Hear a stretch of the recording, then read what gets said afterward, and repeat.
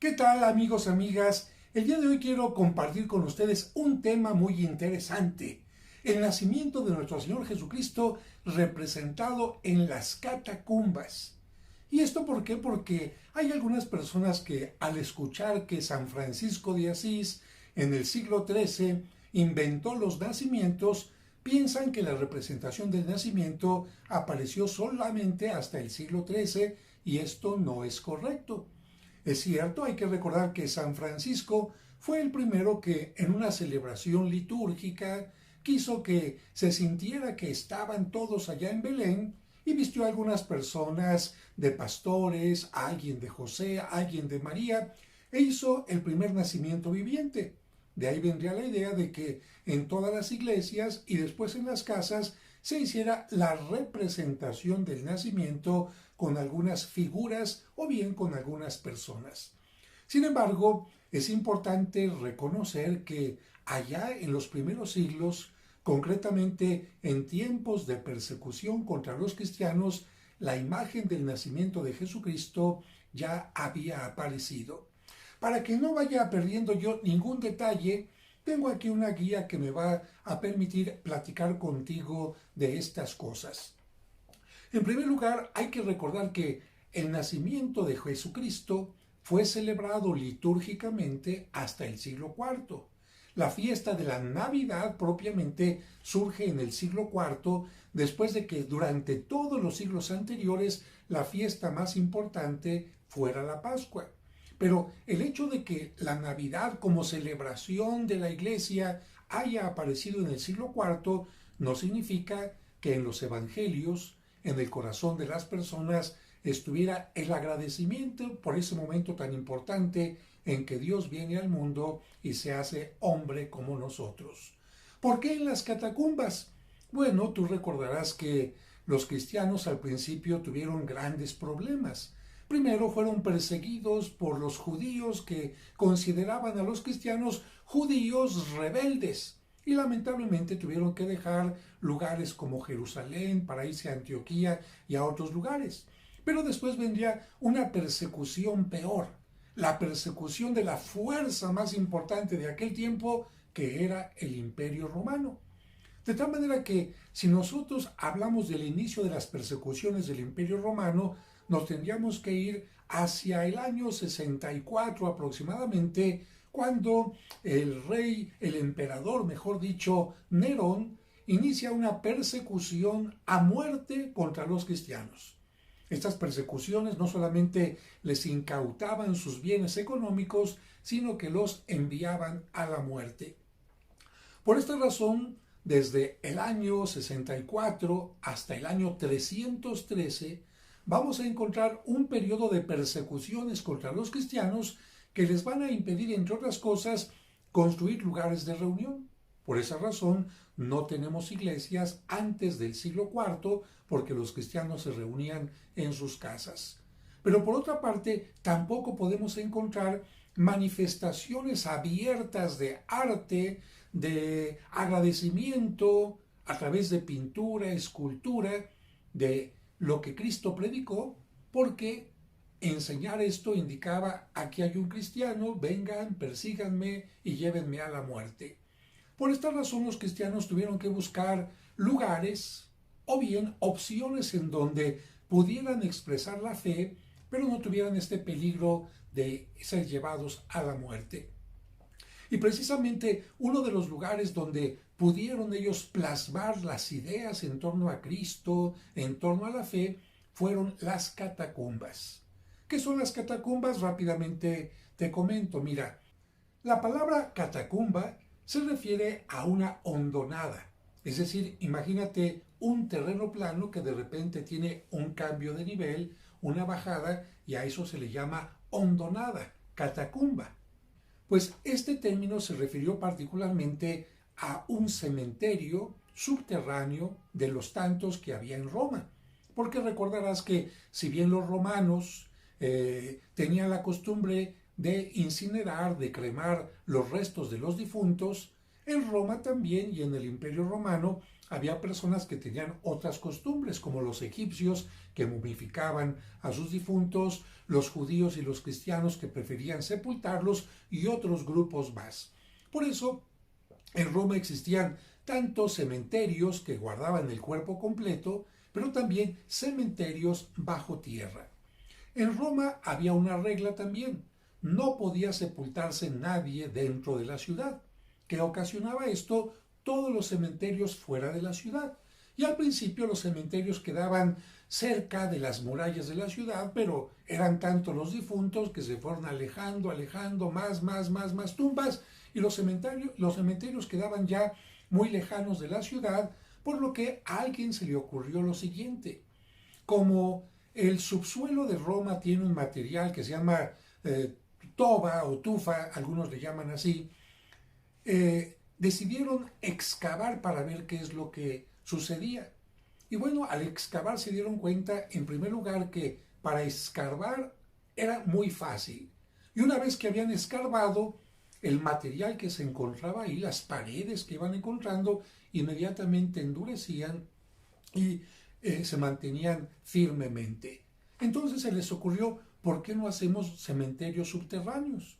Y de esta manera fueron escarbando un primer piso abajo de un lugar que servía para sembrar. La parte de arriba se sembraba, la parte de abajo servía como tumbas, y así fueron haciendo un pasillo y otro y otro y otro, con cientos de tumbas, con miles de tumbas, kilómetros y kilómetros de un cementerio, en otro lugar otro cementerio, en lugar otro, y así encontramos una gran red de cementerios llamados catacumbas en todo Roma.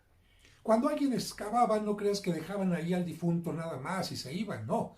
En las paredes había, como puedes ver en estas imágenes, había espacios para ir poniendo los cuerpos de las personas, o bien más pequeñitos para ir poniendo las cenizas, y generalmente estos espacios se cerraban con una lápida de mármol que podía tener alguna inscripción según tuviera dinero o no. Igual que en nuestro tiempo, que la gente que tiene más dinero paga más por los servicios funerarios que quien tiene menos. Y en las catacumbas había también expresiones de arte y de fe y de cariño a los difuntos. Las paredes no estaban desnudas, estaban llenas de pinturas. Algunas llegaban a tener esculturas o sarcófagos también, y es precisamente ahí donde las personas daban culto, no solamente a los difuntos, sino también culto a los dioses.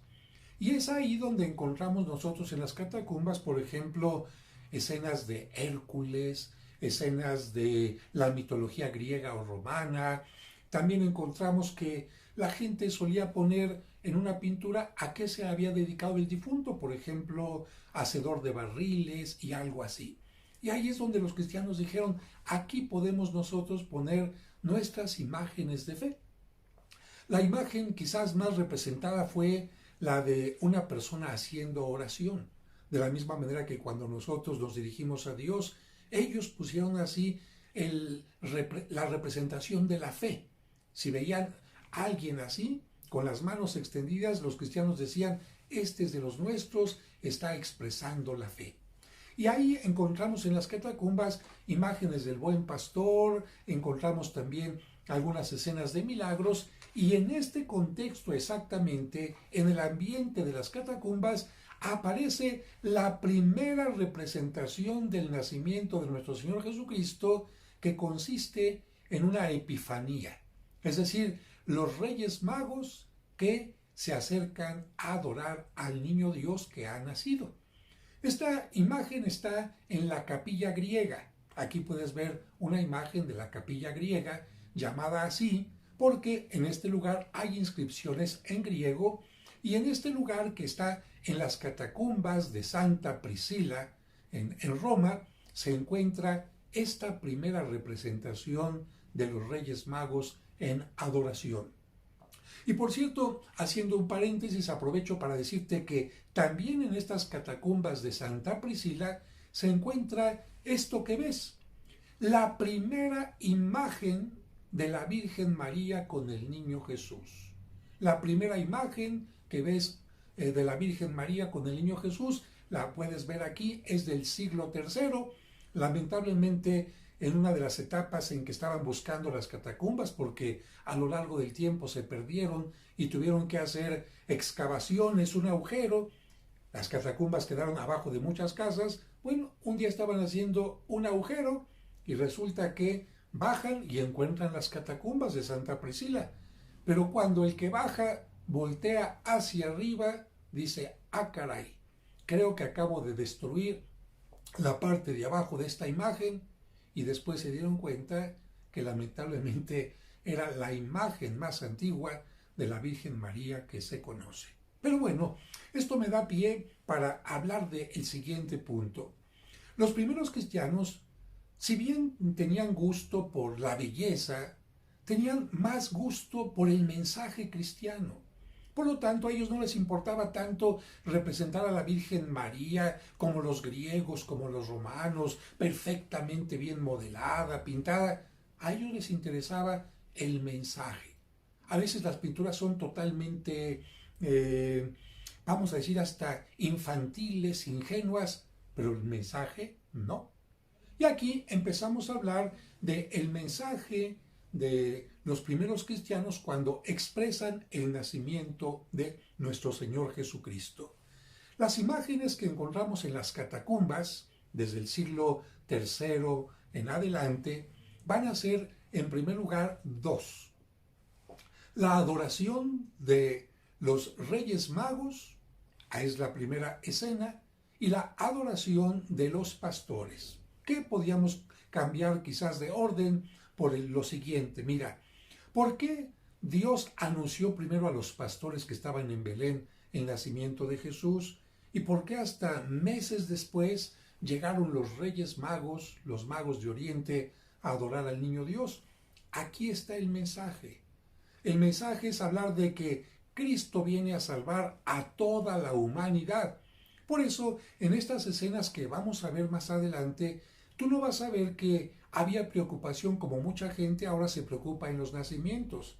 Porque curiosamente ahora la gente se preocupa por poner la cascada, el lago, los patitos, poner a lo mejor hasta guajolotes, cochinitos, los pastores que llegan, el cielo con nubes.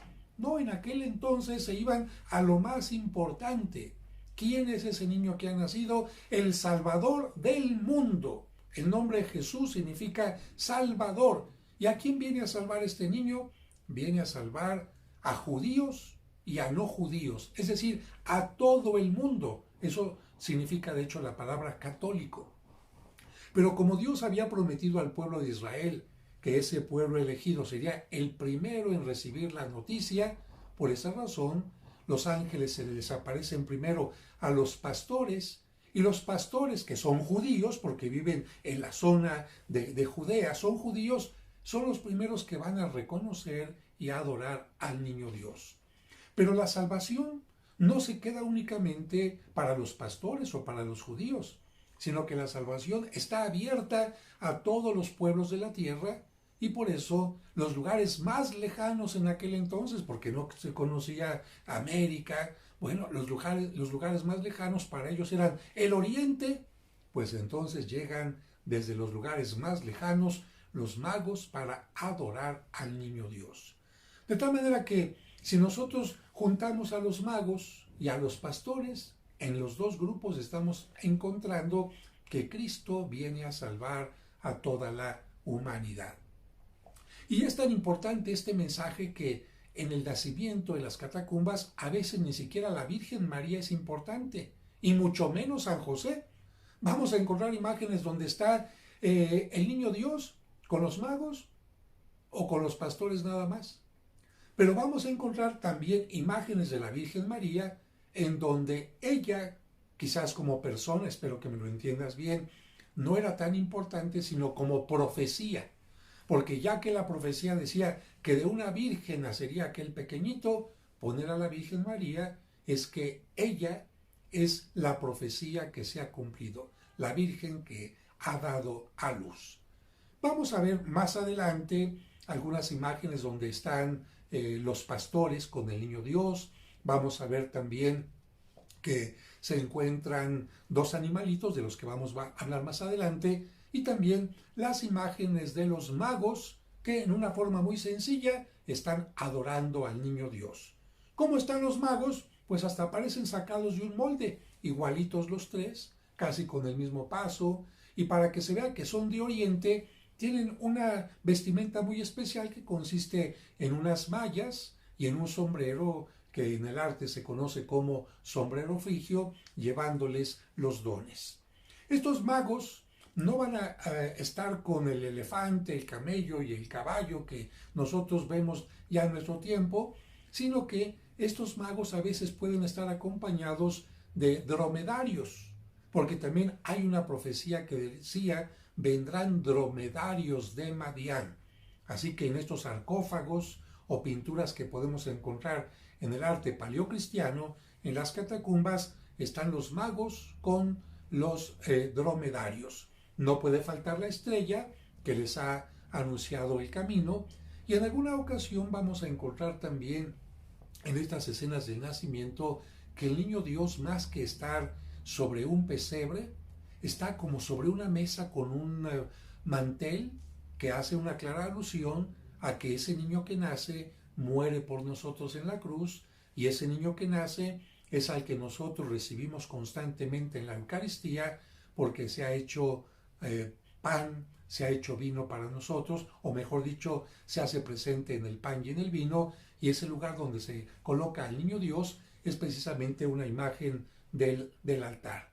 Así que recalco en esta parte, en los primeros años no importaban tanto los detallitos, que si el guajolotito, que si la cascada, el lago, lo que importaba es ese niño que viene a salvar a la humanidad. Incluso la belleza del niño Dios pues no es tan importante, porque representarla físicamente no es tan importante, sino lo que es importante es entender la belleza de su entrega, de su amor hacia todos nosotros. Otro punto importante que tengo que mencionar son la mula y el buey. Tú sabes que la presencia de estos animales no está mencionada en la Biblia, no está mencionada en los evangelios. Y tú dirás: ah, caray, pero es que en mi familia siempre hemos puesto el nacimiento y no falta la mula y el buey. ¿Qué significa esto? Bueno, es que aquí encontramos otra vez el signo de universalidad. Fíjate que el buey es un animal que carga, ¿no? Es un animal de carga, pero lleva sobre todo el yugo, ¿no? Un yugo que le permite jalar para estar arando sobre todo. Y la mula o asno es un animal de carga también, pero la mula no surge de dos caballos, de caballo y yegua, ni tampoco de un burro con una burrita, sino que surge de una mezcla en particular, y por lo tanto en aquel tiempo se le consideraba un animal impuro.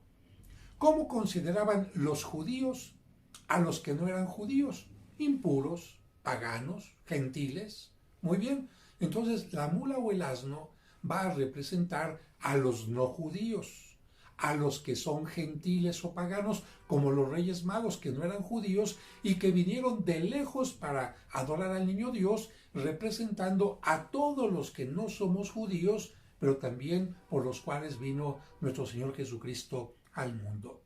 Y en cambio, el buey, ¿a quién representa? Carga un yugo, muy bien. Y los judíos decían: nosotros hemos cargado con el yugo de la ley. Recuerda que para los judíos cumplir la ley de Moisés era en muchas ocasiones una ayuda, pero también era una carga. Y por esta razón los judíos pensaban que eran como ese buey que había cargado el yugo, que había ayudado a sembrar la tierra para que viniera el Mesías. Y los primeros cristianos dijeron: vamos a utilizar la imagen del asno o mula y el buey para indicar la salvación que Cristo trae al mundo. El buey representa al pueblo judío, la mula representa a los no judíos. Y esto se va haciendo más interesante porque si en una imagen, ya más adelante, ya no en las catacumbas, Tú ves a los pastores adorando al niño Dios, a los reyes magos, a la mula y al buey, pues ya se complementa más esta imagen de que Cristo viene a salvar a toda la humanidad. Es interesante observar que en ocasiones únicamente aparecen estos dos animales junto al niño Dios, sin que aparezca la Virgen María, los pastores o los magos. Su representación pudo surgir del primer capítulo del profeta Isaías, que le reclama al pueblo diciendo: tú no eres capaz de reconocer a tu Señor, y en cambio la mula y el asno sí. No son mencionados en los evangelios, sin embargo, sí son mencionados en un evangelio apócrifo, concretamente en el pseudo Mateo, en el capítulo 14. Después, otro punto interesante, ya más allá de las catacumbas, vamos a dejar las catacumbas, más adelante veremos algunas imágenes, pero vamos a dejar las catacumbas para tocar otro tema también que tiene que ver con el nacimiento en el arte, y es la figura de la Virgen María. La figura de la Virgen María en las representaciones antiguas, especialmente también durante la Edad Media, se representaba recostada. ¿Por qué? Pues porque lo normal es que una mujer, cuando acaba de dar a luz y se está representando esta escena, el momento del nacimiento de Cristo, ¿cómo tendría que estar la madre? Bueno, pues está recostada y ella está contemplando al niño, está la mula y el buey, y ella puede estar vestida con el color púrpura, que era un color que en la antigüedad representaba que la gente era muy importante. No porque la Virgen María haya vestido ese color, sino porque el púrpura en el arte representaba: esta persona es sumamente importante. Y en estas representaciones encontramos ya a José que aparece. Pero ¿cómo lo vamos a encontrar? Triste, apesadumbrado, con su manita así. ¿Y por qué? Bueno, pues esto porque las imágenes tratan de mostrarnos lo que sentía José en el momento del nacimiento. ¿Qué sentía José en el momento del nacimiento? Bueno, pues en primer lugar, alegría, pero en segundo lugar, pesadumbre también. ¿Por qué? Porque a su mente se presentaba aquel momento en donde él había dudado de la Virgen María. ¿Recuerdas que el Evangelio nos dice que cuando José ve que María está embarazada y él no la ha tocado, entonces dice: ah, caray, voy a dejarla en secreto? Bueno, pues aquel momento en que José había dudado de María, después el ángel le ayuda a no dudar, pero ese momento se hace presente cuando José ve que nace el niño Dios dentro de todo este ambiente maravilloso y dice en su mente: y pensar que yo dudé. Por eso estas imágenes que te muestro en este momento pues presentan a José con su manita así como preocupado por lo que sucedió en aquel momento de la duda. Otros elementos que vamos a encontrar en el nacimiento, en el arte, va a ser que en las escenas de la adoración de los pastores se va a hacer alusión a lo que viene ese niño a hacer. Por ejemplo, vamos a encontrar a un pastor que tiene una ovejita cargada sobre los hombros. Tú entiendes perfectamente que esa imagen es clara de lo que es un buen pastor. El pastor que va a buscar a la oveja perdida y la trae cargando en los hombros. Entonces, si ves en las imágenes de nacimiento un buen pastor que trae a la ovejita en hombros, significa: este niño viene a ser un buen pastor. También podemos encontrar otras imágenes de corderos que están a los pies del pesebre, amarrados, o bien el pastor lo está deteniendo, pero es una clara alusión de a qué viene ese niño al mundo. Es el Cordero de Dios que viene a morir por nosotros.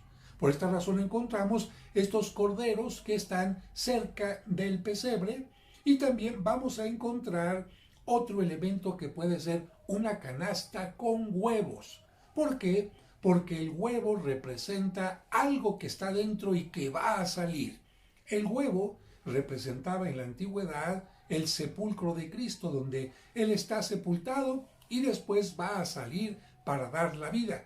Por eso hasta San Agustín decía que los huevos representaban la piedra redonda del sepulcro que se abría para dar paso a la nueva vida.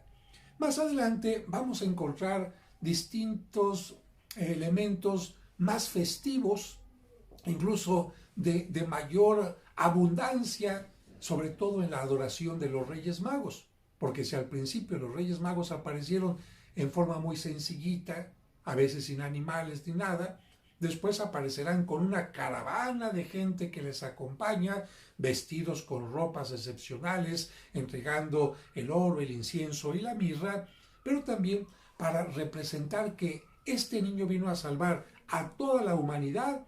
Se les empieza a representar a los tres Reyes Magos con tres edades distintas, a uno más joven, a uno maduro y a uno anciano. ¿Qué significan estas tres edades? Cristo viene a salvar a toda la humanidad. Y también en el arte se empiezan a representar con tres colores de piel distinto. Uno más blanco, uno más moreno y uno más oscuro en la piel, para indicar Cristo viene a salvar a todas las razas, a todos los pueblos de la tierra. Y lo mismo significarán estos animales que muy posteriormente van a introducirse en el arte: el camello, el dromedario y el elefante, que también representan distintos lugares de la tierra. Y algo con lo que quiero terminar es que se resalta también que este niño deja todas las prerrogativas, como se dice, de su divinidad para hacerse hombre, representándose desnudo.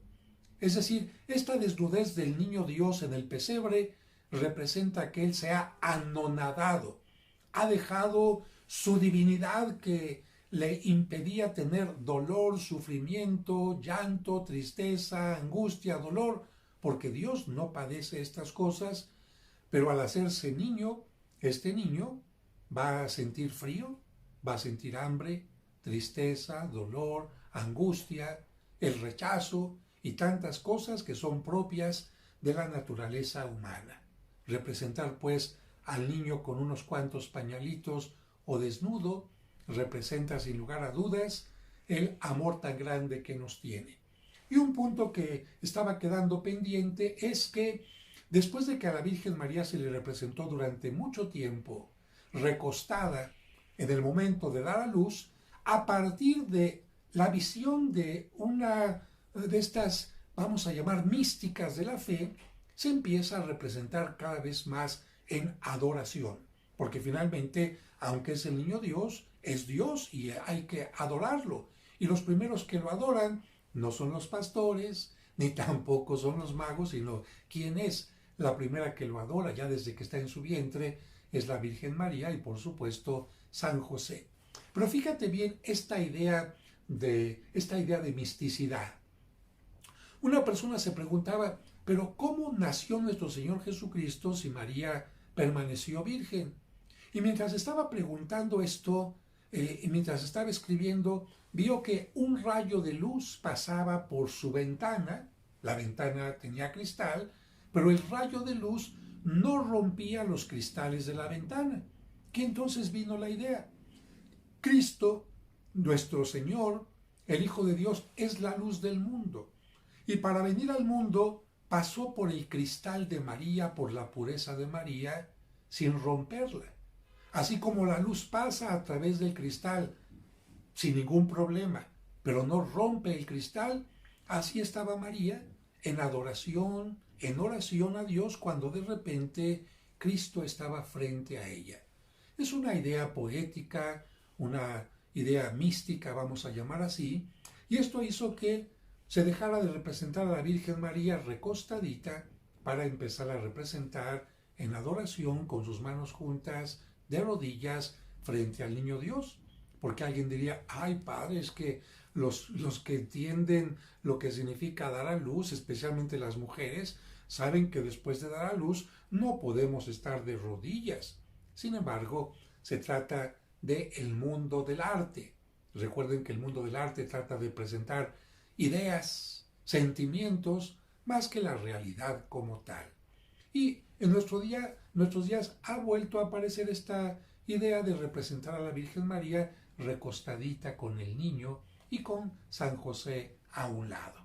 Hay muchas otras cosas de qué hablar de el nacimiento en el mundo del arte, pero yo te comparto esto de lo que tengo algo de conocimiento porque me tocó estudiar en la escuela del Vaticano de arqueología y gracias a estos estudios pude estar muchas veces en las catacumbas, de las cuales te voy a hablar más adelante, de todos los maravillosos secretos que guardan los sarcófagos y las pinturas. Pero por ahora aquí dejamos esta reflexión que tiene que ver sobre todo con este tiempo de Navidad que estamos viviendo. Y antes de concluir, les ofrezco estas imágenes. Esta imagen nos presenta un esquema de los elementos que aparecen en los iconos orientales. La estrella, los ángeles que anuncian a los pastores o adoran al niño, la gruta, la Virgen María recostada que puede estar vestida de púrpura, color real, o de azul y rojo, dos colores que representan el cielo y la tierra. El niño envuelto en vendas, como si estuviera amortajado y dentro de una especie de sarcófago rectangular, en alusión a que viene a morir por la humanidad. La mula y el buey, y a la izquierda, la figura de San José que tiene una postura extraña.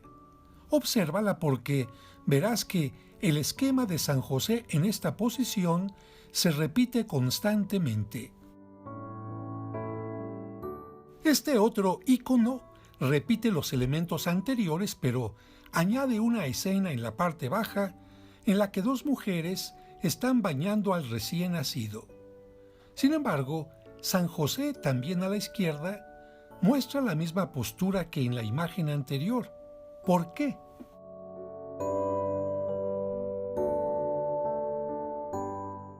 Este relieve en marfil presenta los mismos elementos, pero añade del lado izquierdo la presencia de los magos de Oriente.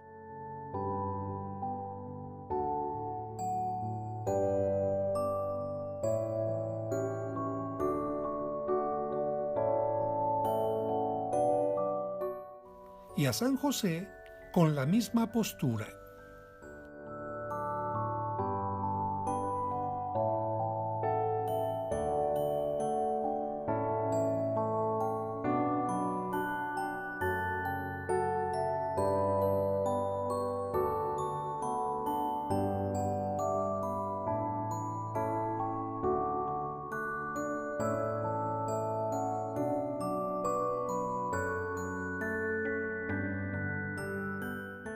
Aunque en este otro relieve aparece en la parte superior derecha el renuevo del tronco de Jesé, sigue teniendo el mismo esquema que los anteriores.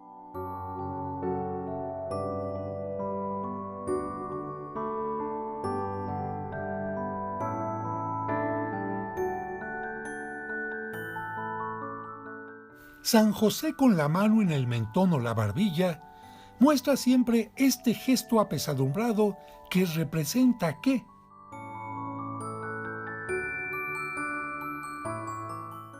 El reproche a sí mismo por haber dudado en un momento determinado de la virginidad de María. Duda que desapareció por el aviso del ángel y sobre todo por contemplar el nacimiento del niño Dios. Esto es lo que significa la postura de San José, que se repite en todas las representaciones. Más tarde, durante el Renacimiento y el Barroco, se subrayó que el niño Dios tomaría el lugar de los corderos que se sacrificaban a Dios.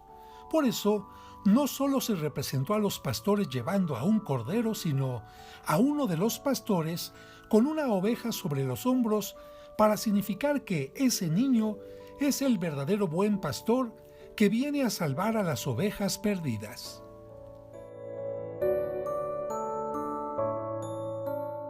Una oveja atada junto al pesebre es un signo más claro de que este niño será sacrificado como el cordero sin mancha.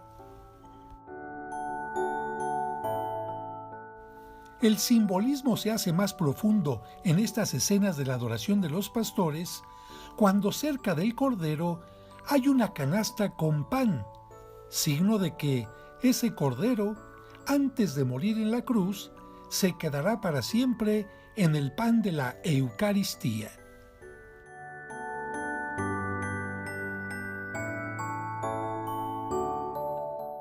En otras escenas, los soportes de madera del pesebre parecen formar una cruz, mientras que el animalito, la ofrenda, parecería estar ya sin vida.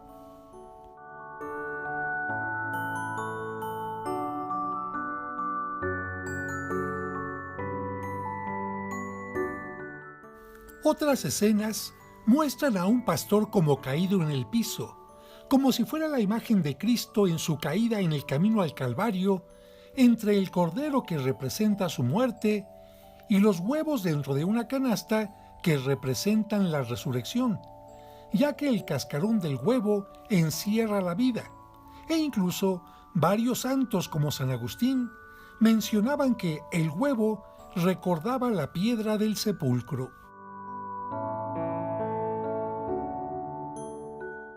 En esta pintura, San José besa con cariño al divino niño. Esta imagen es semejante a la anterior en la que el pastor también parece caído como Cristo en sus caídas hacia el Calvario. El cordero está atado y cerca de una canasta de huevos. A la escena se añade un perrito en tranquilidad que en el arte es un signo de fidelidad.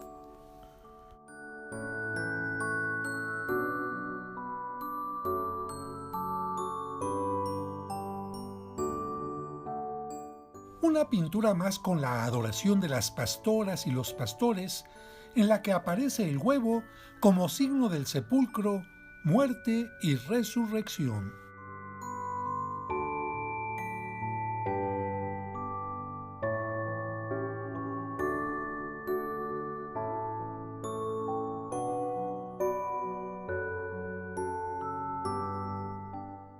Finalmente, te comento que hubo una época en la que el manejo de los colores y las sombras que utilizaron los pintores hacen ver que el recién nacido es la luz del mundo porque parece que de él surge la luz, como un resplandor que ilumina a todos los presentes. De esta manera y muchas otras más, los artistas plásticos han utilizado su talento y sus signos para manifestar que Cristo vino al mundo y se hizo hombre para salvarnos y transformar la historia. Si te gustó esta participación, pues dale la manita para arriba y si quieres suscribirte, ponte aquí, aprieta donde dice la posibilidad de suscribirse para que te lleguen mis siguientes videos en forma automática. Y si puedes recomendarlos a otras personas y reenviarlos, te lo agradezco mucho. Que Dios les bendiga y hasta la siguiente.